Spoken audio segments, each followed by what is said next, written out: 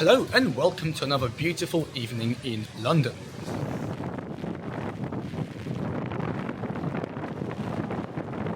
Previously on the channel we had Mike Chudley, and today we have another London photographer. However, the reason we're out at night is because most of his photography is done at night. He's known for nighttime cinematic beautiful photography, and that is of course Eren Sarigul, or Eren Jam as he's known on Instagram and on YouTube. In the video we'll dive more into his process, into how he looks at photography, what photography means to him, and hopefully you can learn a thing or two. It started to rain. I'm actually soaked, to be honest. It's been raining for ages and this intro is being done a little bit later. However, enjoy the video and leave your comments down below.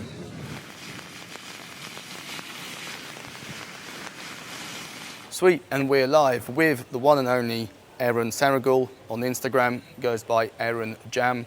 Say hello to everyone and tell us a few lines about who you are and what you do. How are you guys doing? I am Eren, photographer based here in London. Recently, mostly focusing on shooting at night times. And how would you describe your photography style? Ooh, it's a hard one to answer. I don't like to put my own style in a box or anything, but recently I've been really drawn to shooting at night time. So the last year or so, most of my photography has been set at night times. And I find it easier to tell the story I want to tell by shooting at night time compared to daytimes, but by no means do I not shoot at daytime or anything like that. What is it about nighttime photography that you prefer?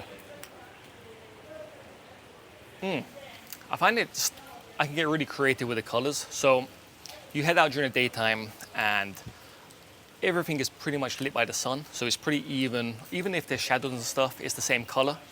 Whereas at night time, you can really get creative with the different colors. If it's raining, you're getting reflections on the floor. And you also get more interesting characters at night time, depending on the area you are. And as I said before, it's about kind of telling the story and conveying the emotions I want to convey. And I find it a bit easier doing that at night time.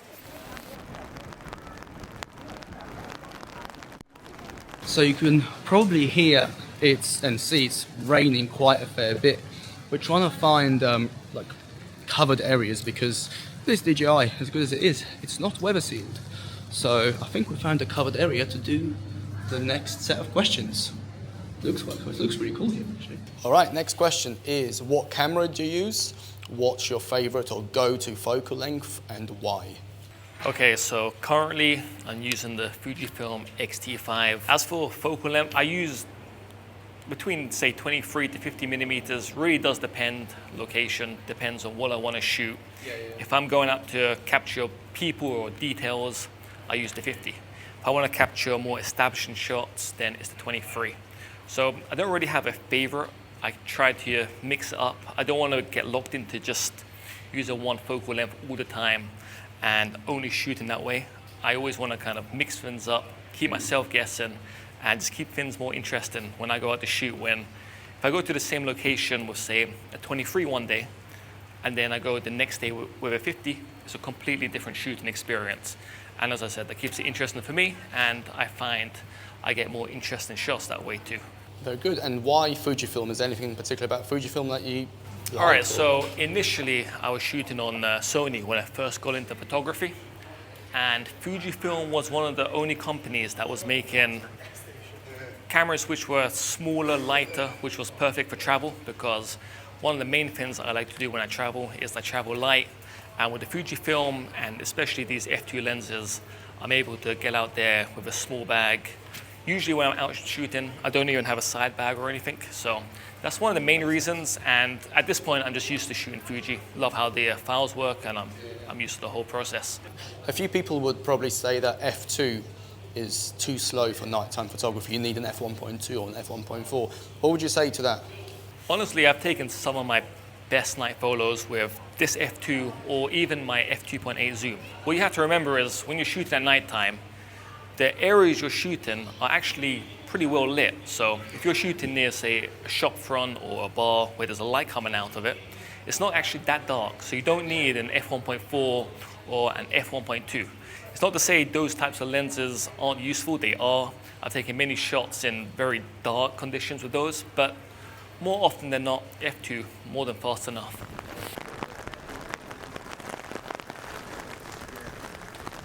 Next question is, when did you start photography and what made you pick up a camera in the first place? So I started photography about 7 years ago.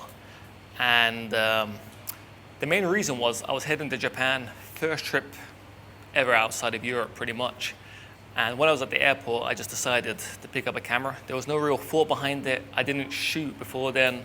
I wasn't really artistic before then.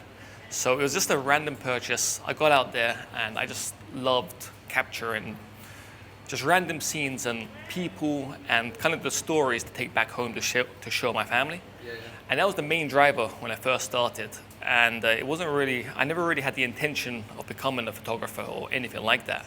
So it just organically became what it is today. And your photography, in my opinion, is very cinematic. It could be a still out of a movie. In your opinion, what makes a photo cinematic? How would you describe a cinematic photo to someone who might not understand? Honestly, it's a bit of a term that means nothing, because you can say the same for street photography as well. These are terms which people have their own idea of what they are. There is no defined version of what is a cinematic image or what is street photography. It kind of is down to whatever you, the photographer, believe it is. So when it comes to the type of shots I take, I feel, because when I was growing up, I was just crazy about films and I would watch them non-stop. So I feel a lot of my inspiration for what I take comes from that. So recently, I've been watching lots of films from the director Wong Kar-wai. His films like Fallen Angels, and they're all set at nighttime. So I'll watch films like that, take a lot of inspiration, and then go out to shoot. But as for cinematic, the term, I don't really have an exact definition for it, but I guess you could just say, or for me, it's scenes which tell a story.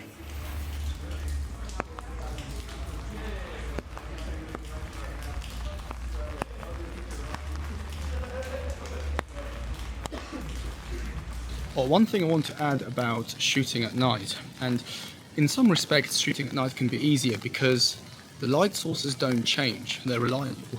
If you're shooting during the day, then of course the sun can go behind the cloud can get thicker, and the lighting completely changes the scene, so you can arrive at a particular location and have a very different image, and one that you can't really control as much, whereas shooting at night, generally, the lighting doesn't change unless obviously the shop is closed or the light bulb's broken.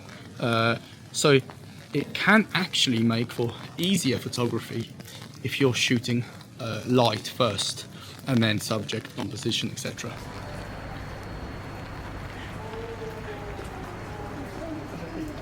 So the next question is, at what point in your photography journey did you feel like you're really making progress? I'm always a really harsh critic of my own photography, so really at no point did I ever feel that I was getting it or getting good.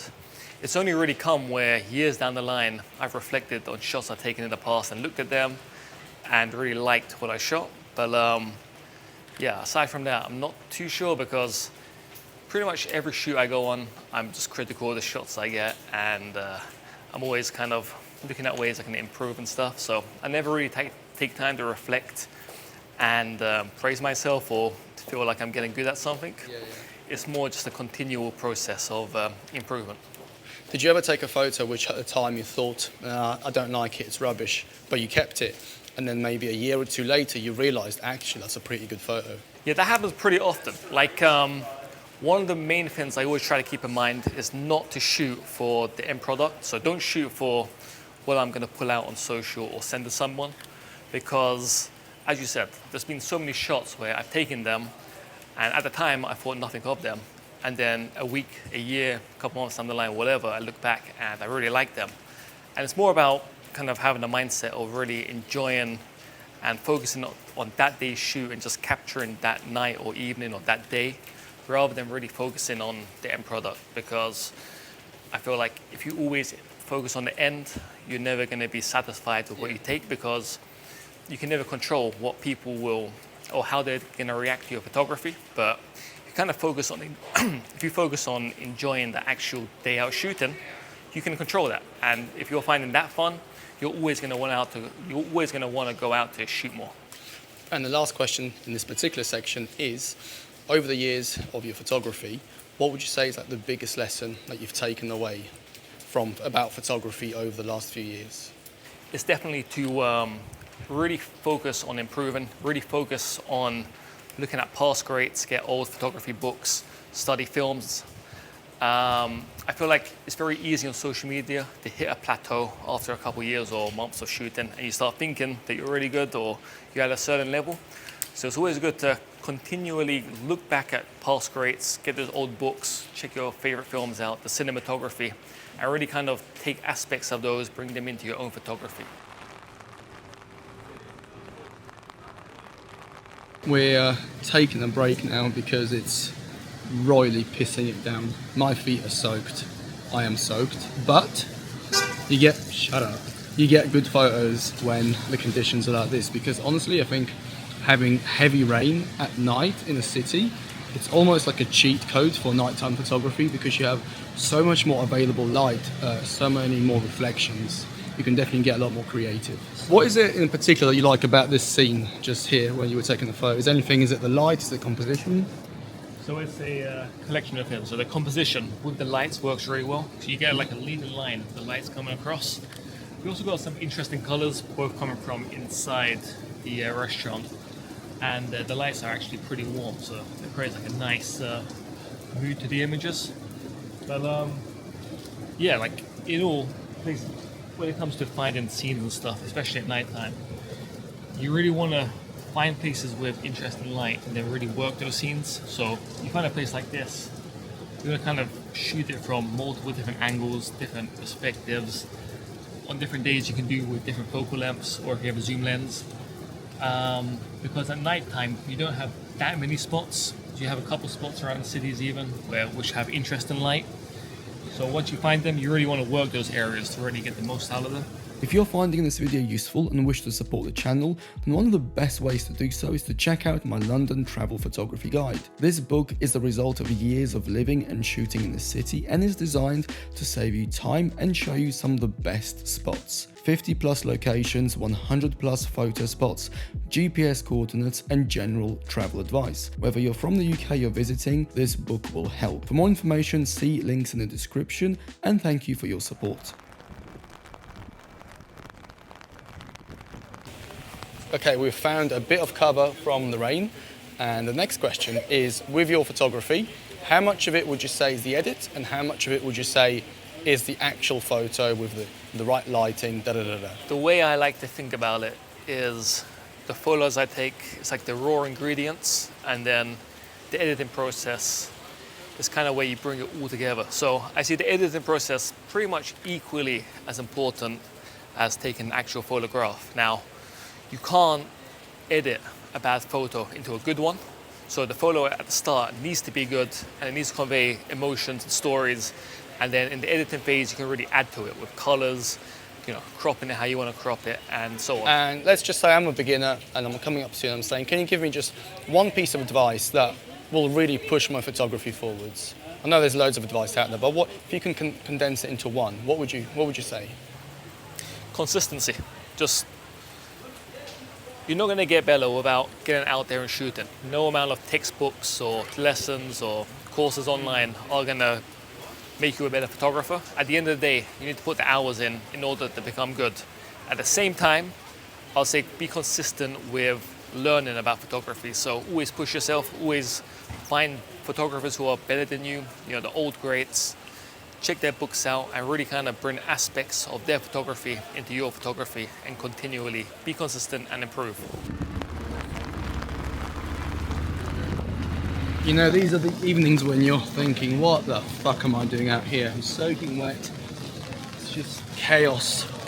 But you'll get some great photos, which, as I've said earlier, God, it's windy now. You physically can't get in other conditions. And yeah, you have to put yourself out there sometimes in something like this to walk away with something unique. And if you think about it, not as many people will be shooting now, so you'll probably get some more unique images, unlike if it was a really nice evening and loads of photographers will be out.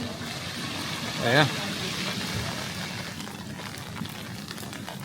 It's the official way to clean your lens. Actually moving into manual focus. So sometimes when you're shooting through glass and stuff like that, the autofocus always tends to focus on the glass itself or there's any texture in front of it. You're going to shoot through it after you're going to switch over to manual focus. Yeah, makes sense. So just in case you didn't hear, because I can't use mics right now because of the rain, he's trying to get a silhouette through that glass that's got water all over it, and he had to switch into manual focus because sometimes autofocus can obviously not know what you want to focus on and can actually make things worse.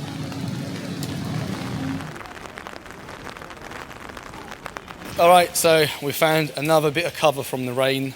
It's a bit wet. We're both completely soaked, feet soaked, but we're on to the last question, and that is, where do you see photography going over the next 10 years? I've seen, with AI coming along, I've seen people saying things like, it will be the end of photography.